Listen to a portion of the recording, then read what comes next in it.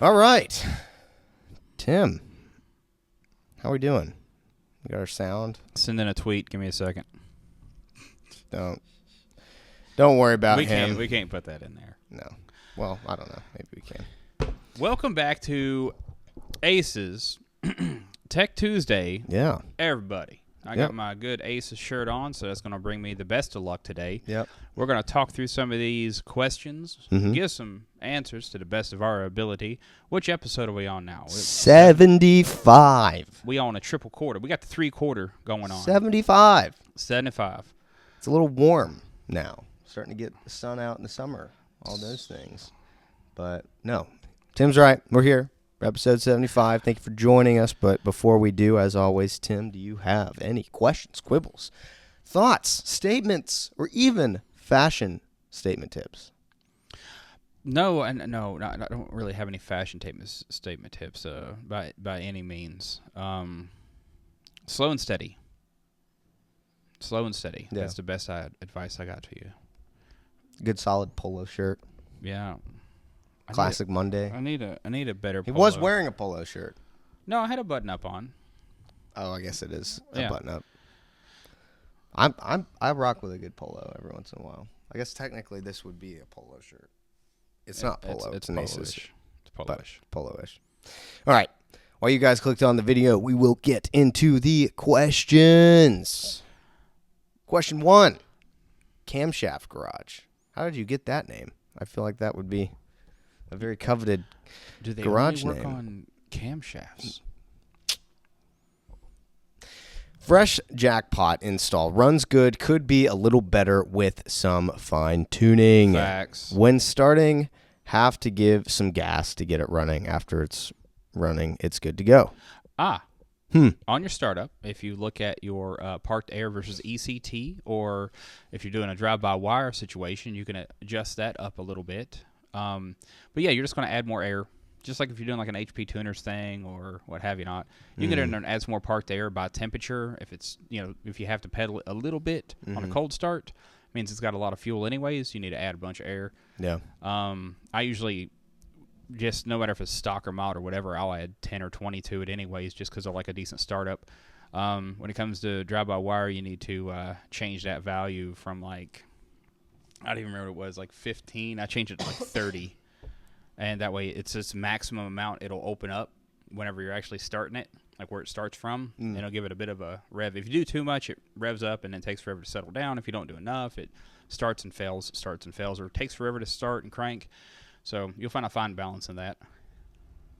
Haven't heard that question in a while. Yeah. I don't even know. I can't pronounce it. It's not my particular language. But will we make our CAN protocol public, or at least some individuals have data so we can make a full use of CAN on newer cars? Grumpy smiley face with a mustache. Let's see. Maybe. We might do that with a gateway thing. It just happens to be when we decide to do that, how far will we go, how much access will we have. Our stuff is proprietary, just like a lot of other folks. We are doing some new CAN protocol stuff, so we may allow that native with our CAN protocol, but not unlock our particular proprietary one. We may add in a separate CAN lane as it goes that will be to the normal JSpec for whatever variation of standard issue CAN protocol from OBD2 stuff as it goes. There's some people want all their stuff to work. Me, I hardwire everything, but I'm weird. Fair enough. I mean, See, I don't know. I could build a CAN thing. When we release our CAN IO module, does that have anything to do with this, or not really? Maybe in the future. We'll just have to see what they kind of want to do, and it's going to take a lot of conversations of explaining what the people really want on this without, giving away all the secrets. Because the biggest issue, we get a lot of folks that they want everything that Aces does to be open source so they can manipulate it, but the risk in that is it actually kind of messes up some folks' business. If you got if you're an aftermarket DAS manufacturer and you signed some paperwork with us, did a thing, and we shared our CAN protocol, and it's like, hey, we can do this thing, they don't really want to jailbreak their stuff to work on an open source network because that's going to also reduce the amount of profit they can make because people would start making their own dashes, and it kind of ruins a certain portion of the industry. I've seen other manufacturers do that and ran into the same kind of problem. So you have to, as a company, whether you're a manufacturer of a product that works as a peripheral to another product, you still have to build in a little bit of protection. So you can't give the whole thing. You can only give a certain amount of it away. That's good. That makes a whole lot of sense. Yeah. So, RN44352. I'm one of your dealers. I put a 5.3 sloppy mechanic stage 2 cam with a 5-speed in my shop truck for a demo on your product. It runs pretty good if you run it at 1,800 RPMs and higher. Have the 36 pound-an-hour ACES injectors. The AFRs dip in the 9s if cruising on back roads, just cruising in 5th gear at 1,300 RPMs. Can't figure out what is going on. Really getting frustrated at it, and I don't want to sell a product I can't stand behind. Sure. Would like to have a tuning school provided by ACES for dealers to help promote and diag problems like this for their customers. Yeah, you need to adjust your fuel map. The tuning school stuff, I am working on videos, but the actual physical school itself for like a dealer's course that'll probably be provided online and then with certain in-person situations, that is coming in the future. I can only build so much with the 14 hours a day I work. So I'm doing my best. I'm trying to get ahead of this stuff. So that's kind of where I'm at with it all. I've spent the last few weeks just building documents, making different tuning videos for stuff. I made a Section 3 tuning guide already about basic fuel tuning and how to adjust the table. Hopefully our e-commerce guys will get that edited up soon and get it sent out, because there's a definitions guide I've already built, and now there's a fuel tuning guide that I've already built. So it needs to see the light of day, because I'm working on the timing guide as we speak. So when I leave this desk here talking to you, the people, that's what I'm working on. Yeah. No, I think we've had the discussions of doing a school for a long time, either in person, though we'd like to do that at our new facility after it all gets set up in stone, but also like Tim's talking about the online school. I'm going to do a lot more It's very important. Lecture stuff. I'm going to do a lot more lecture stuff and add to our website. So when it comes into fuel, it'll be in the same vibe as like stuff you see at the tuning school or HP Academy or what have you not of, just really giving the facts of, we're adjusting this, we're looking for this, and this is how you tune idle. We're adjusting this, we're looking for that, this is how you tune cruising. This is how you blend it together. This is, if you have this problem, look here and adjust this, so on and so forth. Those are the type of videos that I've been personally working on. Even some of my free time as well, just trying to do it again and again to get the best, quickest, most concise answer for you guys. So it's not, you're not having to hear me ramble for 35 minutes about theoreticals and then adjusting it, and it looks all like weird magic. I'd rather get something really nailed in there, you know what I mean? Yeah, and to your point also, and I just want to say it as well, like we want to hear feedback on the product, and we want to hear ideas like this. It's facts. But we have gives me more drive. Really, I mean, we've been around 5 years, and it's really kind of taken off over the course of 3 years. So still very new. Like this isn't like something that's been around forever either. So we're doing our best to, make it happen, so to speak. And there's a lot of really cool things that exist now that didn't exist a year ago, 2 years ago, even 3 years ago. So, yeah, thank you for your suggestions, and we will continue to do our best to make them happen. All of us at ACES, Tim especially. I try. So, all right. After you, Sha. Was it Tag Garage? No. No. Michael Version? Yeah, sure. 1688. 1981 offers 4-door square bodies. GM didn't have 4-door variants of the OBS until 1992. This is the reason for the confusion on when square body ended. It did end in 1987, except for the subs and the cruise. I agree. Tag. I played into it too. I titled the last Tech Tuesday episode. Oh, did you? They're the same. He's trying to start an argument. No, I'm just building off of what's already been done. Yeah. Okay. Yeah. All right. Oh, the Honda Ridgeline is a good truck. We're stopping this. It's not a truck. This stops today. The LS swap it, though. It's a unit. Canny hoozles. So, Tag George, can we get a software update for the quick draw that makes our VSS out to speedometer wire be 2,000 pulses per minute? Or pulses per mile? What is it, Benjamin? Anyways, maybe you can also start selling VSS splitter that does not distort or mess up signal, as you've said in one of the videos. That's true. I would like to see signal splitters for various reasons. When we get the R&D available to add a new product in, that's something that's going to already on the list. It will be sent several more times. For the pulses per mile, you can adjust the actual VSS correction. There should be a multiplier in there for output. So you can adjust. It's not going to say 2,000 or 4,000 or whatever. You can adjust appropriately so that whatever you're outputting that to, you can adjust to correct. Just like you do with the VSS offset as well, it's kind of the same thing. It'll be setting that, and then there should be a multiplier for the output as well. I've got to do a bunch of stuff with the quick draw. It's just that right now the Jackpot and Killshot are clogged up my schedule for videoing.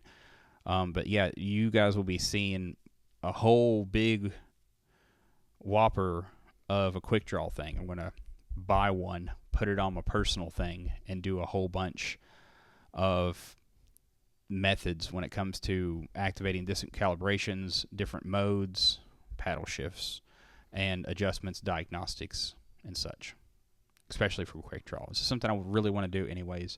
The same thing, like I've been wanting to make this high roller video for like a year now, and it's just never been in the cards yet. It's a monster to do. It takes days worth of effort and setup and filming. It's not just a 20-minute next video thing. It's days worth of getting every combination and filming appropriately and making sure the dialogue is at least valid of the crazy things to talk about. Same thing with the quick draw. That's going to be a solid week's worth of adjusting, well, first installing and then setting up, filming it, and then doing all the other in-between things. I wish it was easy. Yeah.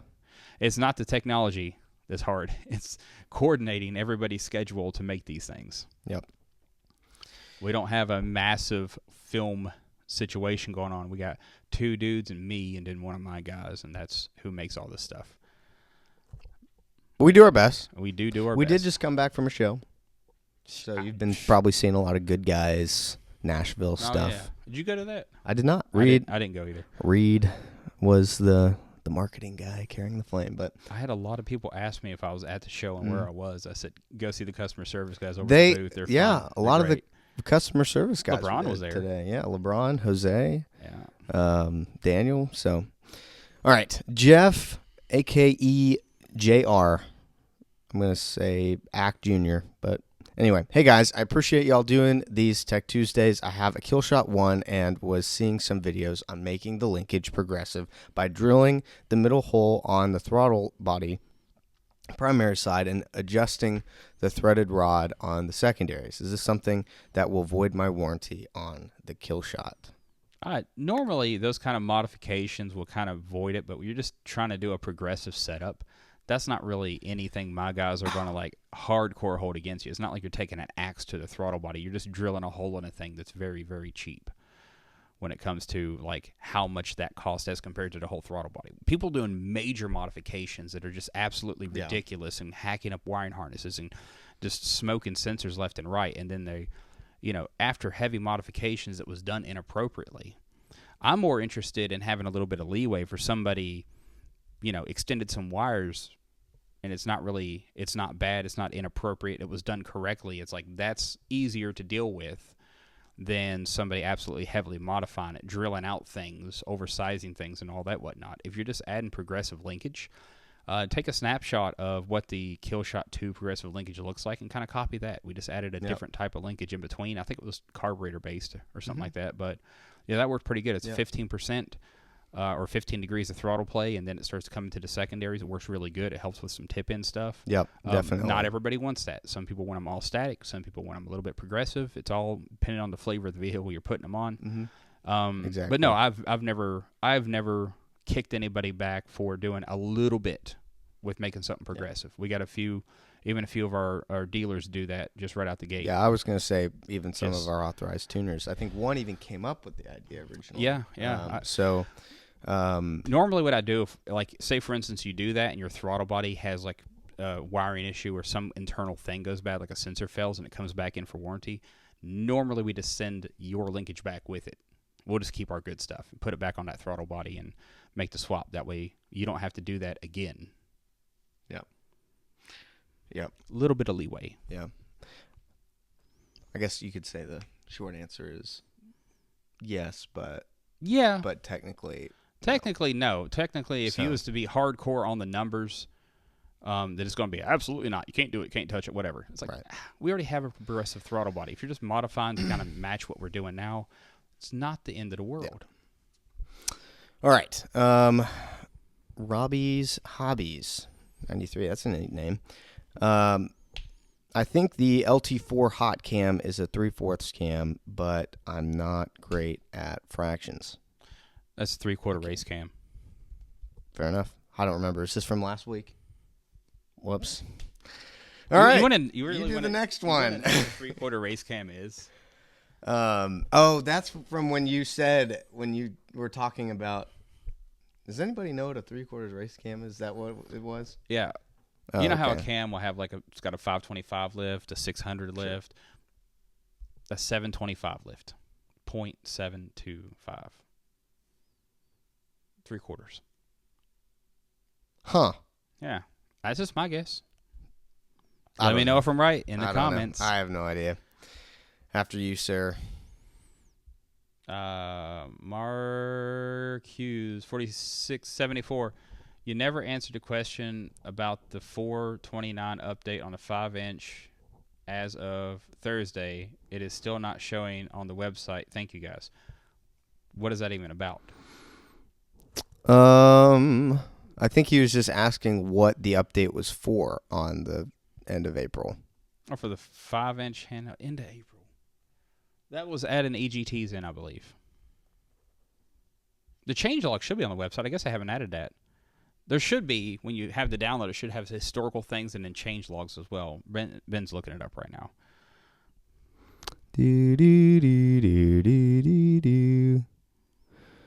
Okay. Go up. It's not there. That's 24. Oh. It hasn't been added yet, apparently. Now, that information has been sent, but I don't think the e-commerce guys have added that yet. Weird. Is it on Facebook?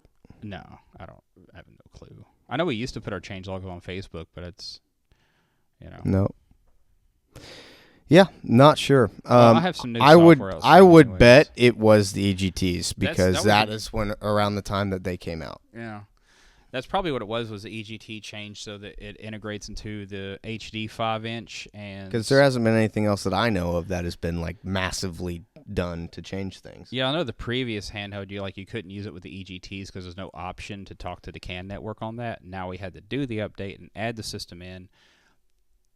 And so it can you can use a 5-inch or a 7-inch or the HD and all that whatnot to view that data. If it was the EGTs, it'll be saying, yes, it was the EGTs right above me. So yeah, that way you know. Most likely what it was EGT stuff because that was at that time. And I remember we did some really rapid updates on getting that information imported appropriately. Yep. Big Bug 6900. Well, with my jackpot, I've replaced the battery in 3 different alternators. Voltage on the handheld reads 11 volts down to 10 volts. Checked everything. Voltage meter reads 14.3 at the battery. And from the alternator to the junction box, new battery cables and connector, highest it reads is 12.8 volts starting. To think it's just the handheld. Never died on me. Starts up, runs fine. What are your thoughts? So I've seen this weirdly before in some vehicles. It's not in every case, but I've mainly seen this in battery relocations. You'll have 14 and some change or 13 and some change at the alternator, 13 or 12 something on the battery, and then the handheld will read like 10.8, which will create some issues with trying to get the O2 sensor up to temperature and go into closed loop and the injectors working correctly. But what it is the actual diameter of the wire from the battery to the ECU may be the wrong size. It may be too small. I would try to put the next biggest gauge wire on it to give the proper amount of voltage to the system so it can read it. That's about the only time I've seen that. Yeah. With the system reading something lower than the alternator's reading that the battery sees. Would you just do that, or would you also reflash it? Or no need to reflash it, dude. Okay. No, just if it's a voltage discombobulation there, I would just make sure you got the right size wires to it. Word. Sweet. Do you want me to read this since it's longer? Sure. Immortal Motors 562. I have a dream. Yeah. To take the Handheld software and put it on a double DIN radio. I don't even know what that is. I've seen people make radios with Raspberry Pis. I do know what that is, and I plan to start playing with those in the near future. Would it be possible in the future to offer a version of the software that can be put on our own devices for those of us who use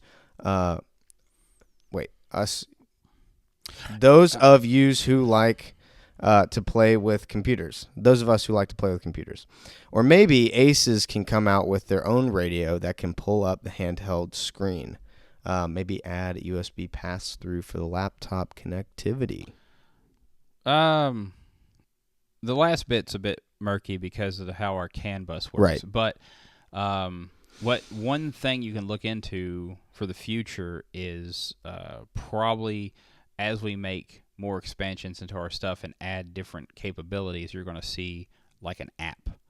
So probably Android, because I don't know how nerdy most of you are, but I can make a phone app. Most of us can make a phone app. Of course, I like my nerd stuff. But anywhoozles, yeah, that's something you might look at in the near future is, compatibility with Android stuff. Because we've talked about it, so kind of thinking about it, might do it. More people ask about it. You use their tablet as a big display, or import it to their Android-driven radio, or what have you not. Yeah, I don't know about everybody building their own app, but outside of that, yes, absolutely. It's always Something worth that we've learning. thought about. So I'd say just keep on the lookout for something like that. I built one that controls garage doors and lights. So, my dad. Don't you need like $10,000 at least to build an app at first? Dude, the software is free. Like to put it like on the App Store? Nope. iOS, yeah. Oh, okay. iOS, you got all kinds of licensing. When you do open source Android stuff, you can create a very simple game or a calculator, build an app, put it out there on the thing, charge $1.99 for it, and then reap the benefits pretty hardcore. Plenty of people do that all the time. I guess that's fair. They'll offer the basic version for free. They offer an unlock for $5. You do the thing, and then you get the whole app, and it's a thing. Nice. After you, good sir. Anthony West, 3318.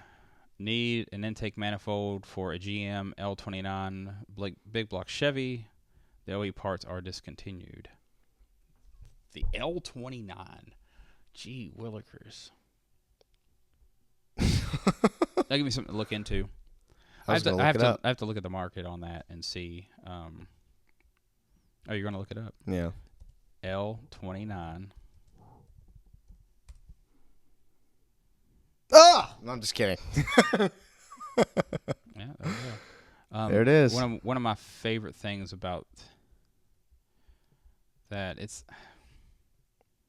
Yeah. Maybe something like that with the tunnel ram look. We do have an intake for that. The thing is, I want to have like that lower profile truck intake. Oh, I see. Yeah. Anyway, I don't know. Maybe, possibly. I like roller big blocks. I don't like flat tappet. In theory, do you think they could use the big block multi-port intake on that? I had to look into it, but I'm sure it's fine. Yeah. A lot of big block things are... I'd check into that. Look into like a Wildcard or Joker setup with a big block Chevy intake. it might actually line up. Green Star Concepts. Looking forward to getting the Joker set up on my 355 small block Chevy. Small block Chevy. At some point. Can I get a sponsor? LOL. Send a email, not just saying, can I get a sponsor? Lay the whole thing out. Write the whole plan of like, can I get a sponsor? This is what I'm willing to do, so on and so forth. The whole picture, the big picture, and send it to, was it marketing? Marketing at There's like a sponsorship thing.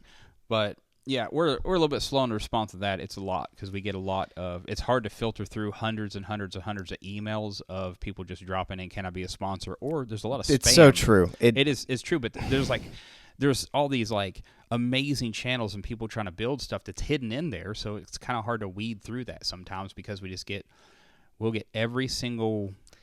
Whenever I wonder how big our industry is, I decide to just open up the sponsorship request form. Yeah, they're going through it. So if you've already sent one out there, it's like, that's a lot to deal with. I get a lot of emails, but it's nothing compared to that particular email. It's a combination because we have a form on the website and we have the email.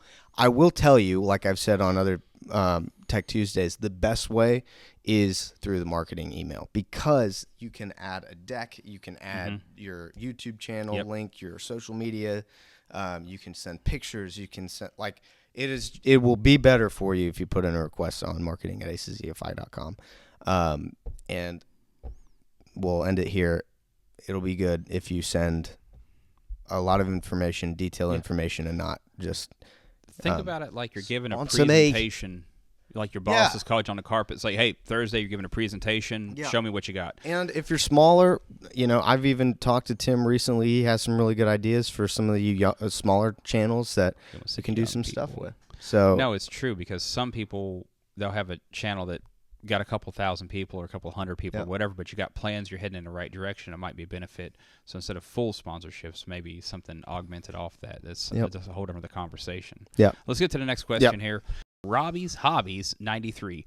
Is there any other benefits other than price to run Joker system, let's say over a Pro Flow 4 or Terminator X, with Holly's expensive S-word to make it happen? On a small block Chevy. Small block Chevy. I love that. I love those videos. I kid you not, dude. Like, I can't even pass them up. I know. No, they're great. So, yeah. Well, taking into consideration the quality, the technology, the warranty, the ease of install, the tunability of it, the lack of massive price. Yep. We already did an install video on our truck. Actually made it run better, so you guys could see that as well. I'm a big fan of the Joker system. It is a bit spendier than some of our other systems, but honestly, if you're going to put down some big horsepower, you want that multi-port on your Classic, all that jazz, I really like it. I drove it on my Tahoe for a while. I thought it was really cool having a bit of launch control on the Tahoe. My differential did not thank me very much. It actually complains still. Yep. But we're price appropriate. We're technology appropriate. We are moving in the same direction. We are advancing stuff. We've got the CDI box built into it. It offers extra things. Of the two, if you was to really boil it down, I would say our system being a very good system, there's only one of those two, that other ones that are mentioned, that I would even consider, just because of the fact I worked with it for so long. But right now, my personal thing is I'd go Joker all day. Yep. And I'll just say, I get that we are, wearing the Aces polos and shirts and shop shirts. You can take that for what it's worth. But at the same time, I completely agree with everything what Tim is saying. The Joker system has an ECU with a CDI box built into it, and it's still smaller than the other ECU that you mentioned. And you've got the price point. It's like... You not only that with the price point, but you get a bunch of stuff along with the kit. Like you get the fuel rails and the injectors and the connecting line. You're not just sitting there with an intake and you got to figure out how you're going to find all the pieces to put the intake together. All that stuff will be there. So, yeah. I would hands down say Joker. If you don't need the CDI box, go with the Wildcard. Because it still puts out a ton of spark even with just the smaller ECU. I made just over 400 on a ZZ4 motor on the Wizard on a wild card. That was back whenever I was doing all that dyno testing on that one thing that one time at that place with that one dude. Yeah. You know who you are. No, but that's my honest opinion. Tim's been working on all these systems for a long time, and I mean all of them, not just Aces, all of them. Literally all of them. I used to use my ability to install and tune and do stuff as a source of paying my mortgage. Yep. So take that for what it's worth. But yeah, absolutely, and they're only going to get better. Truthfully. Yeah, I mean that's what we're working towards here. So, small block, Jimmy. Small block, Jimmy. Joseph Schaefer, 9163 Square body Chevys are way easier to work on. They're not the same as an OBS. I'm even slightly offended. But if you're standing out and you walk out of the garage and you squint your eyes real good, they're kind of the same shape. They're truck shaped. Anyway, I literally have the same 78 Auto 3/4 ton short bed with a 205 transfer case. OBS is not a square body. OBS is a Ford, F-O-R-D in all capital letters. Ford. Square body is a Chevy. Yeah. Was Ford stand for? Was it Found Obvious Rust Daily? I don't remember. Found on Road Dead. No. I've got a few Fords. I only like the early 90s Fords. I like them with a straight 6 4-wheel Everybody drive, in the 5-speed, regular cab, long bed. I got one with a 347 in it, regular cab, long bed, 2-wheel drive. And then I got the 4-wheel drive with the straight 6. The straight 6 is an amazing piece of equipment. DFW Speed Syndicate. DFW Speed Syndicate guys, they make power. Mine makes nothing but torque, so I can tow a mountain. I just can't tow it fast. This guy right here, Robbie's Hobbies, got the 3/4 ton 70 Auto with that 205 transfer case. Does that thing not sound like the apocalypse? I mean, it sounds like a coffee grinder wrapped in a quilt. But that's because it's just depending on which one you get is whether it's a straight cut gear or not. So it sounds amazing. But you can put some power through that thing and it does not bust apart. Yeah. He goes on to say, which is a very good point, I want to trust the brand, but so many bad reviews are out there and videos. He says almost nothing positive. People never post anything positive. I won't say that it's nothing positive because almost nothing. There's quite a bit of really good stuff out there. We have all of our, not all of our partners, but a lot of our partners attached to our YouTube channel if you want to go check out some of the things that they're doing. But it's also kind of like what you curate for yourself. So like some people are, they build an algorithm around what they want to see. If you're not EFI, I think a lot of people tend to watch a lot more carburetor stuff and less positive EFI reviews, and that goes for everybody, not just our company. But you go maybe to not. Our competitors' help pages, and you would think that's the worst product in the world, and I know better. Well, because some of our competitors got some good products too, and you look at ours and you think that the Aces ain't nothing good, but then I know that to be not the case because I live in this stuff and I do this stuff every day. I tuned 2 different Aces cars this weekend, and it took hardly any time. Of course, I know all the shortcuts and keys and things, and added a lot of suggestions. But all the way around the block, if you got a help page, you're going to have 99% negativity on there of somebody that couldn't figure out an install or don't understand tuning, or they think it's a carburetor or something like that. So they're going to go in there and say this is the worst thing ever. It's supposed to be plug and play. I'm like, yeah, if you plug it in correctly and actually set it up, you're going to be doing pretty good. But then there's also some basic understanding of the magic inside the black box as it goes. I don't know. You'll find a lot of those things. But we also have a lot of people that stand out and really go out of their way to support us. And I can just name off Carl Smith and Brian Webster from Alabama that have been at both the Pro Touring Truck Shootout show and at the Good Guy show this weekend just to show the car off. thank you to them. I'm thinking Dwayne Pettis. I'm thinking Ted Mico. I'm thinking Bryant Stillwell, Justin Richardson, their tuners. I mean, the list goes on and on of people that go out of their way on our Facebook pages, here on the YouTube channel, and are big supporters of Aces because they've seen it, not just him. Yeah, but a good thing on that, good side note, every one of those guys are upfront and very candid type of individuals. Exactly. So if you go in there and you reach out to any of those guys, you said, oh, it's the system's all good and everything, like what problems did you have with it? And they will tell you exactly the issues they had, which will be all different issues, but the issues they had, and they'll tell you what come of it. Because they didn't go into straight, I had the smallest issue, and I'm just going to blow it up on Facebook. They went into, I had the smallest issue. Let me holler at these guys. Oh, it was this. True. And there are many people like that I didn't name off. And we're looking for more people that are going to come alongside the Aces brand. And that might be you, Robbie. But it's a growing phenomenon. You're going to find haters anywhere. And not to say that we're perfect, you know. I like the haters. But we're doing our best to improve every single day, honestly and truthfully. Yeah. It's why we do even have this segment. That's why we started with an iPhone. We had the blessing from the boss. It was we had like, an iPhone. Let's just go ahead and do it, get yelled at. It's for you, the people. Yeah. We made it without even permission. So just sawing what people were asking for. So we're thankful for all of you guys that are sticking to the brand and watch Tech Tuesday. Some of you guys watch Tech Tuesday on the regular. That's true. That's true. It's crazy. So thank you all. But yeah, I think that's it. Another episode of Tech Tuesday in the books, 75. You know what our next milestone is? 100. 100. 25 episodes from now, we'll be at episode 100. We might do something for that. Who knows? 100.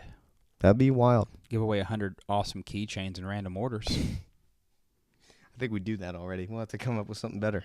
What? I like giving away keychains. What if we had some people on the show?